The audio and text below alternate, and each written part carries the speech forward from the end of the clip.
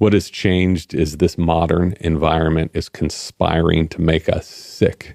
And I don't think that that is an exaggeration at all. If you look at the way we sit all day long, if you look at the way we work, if you look at the way we eat, if you look at the way we sleep, of all the pollution, noise pollution, air pollution we're surrounded by, this is why we are so sick. It is the environment. The human body is so well equipped to live a healthy life, which is why indigenous cultures, the few left, they don't need to go to a cardiologist or a pulmonologist or a dentist. They have straight teeth. They breathe perfectly.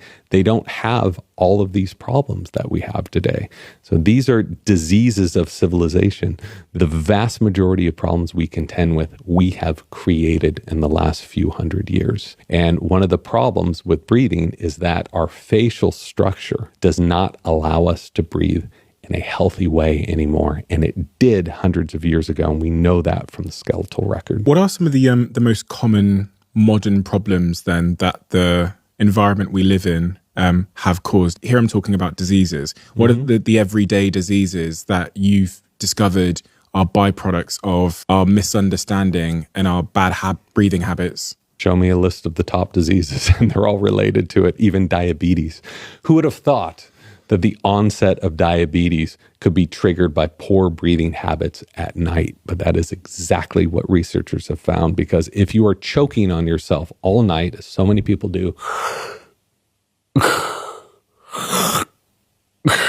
you aren't resting, you aren't entering stages of deep sleep, which means your body never restores and your body is going to break down. So researchers have known this for 50 years. There are scientific studies showing this over and over again. So that's just with diabetes and metabolic issues, autoimmune issues for the same reason. You're constantly breathing like this, stooped over. You're causing undue inflammation to your body. You're causing nervous system dysfunction. You're in that sympathetic state, which after a while will trigger a bunch of autoimmune issues. So many of these things not exclusively are related to breath.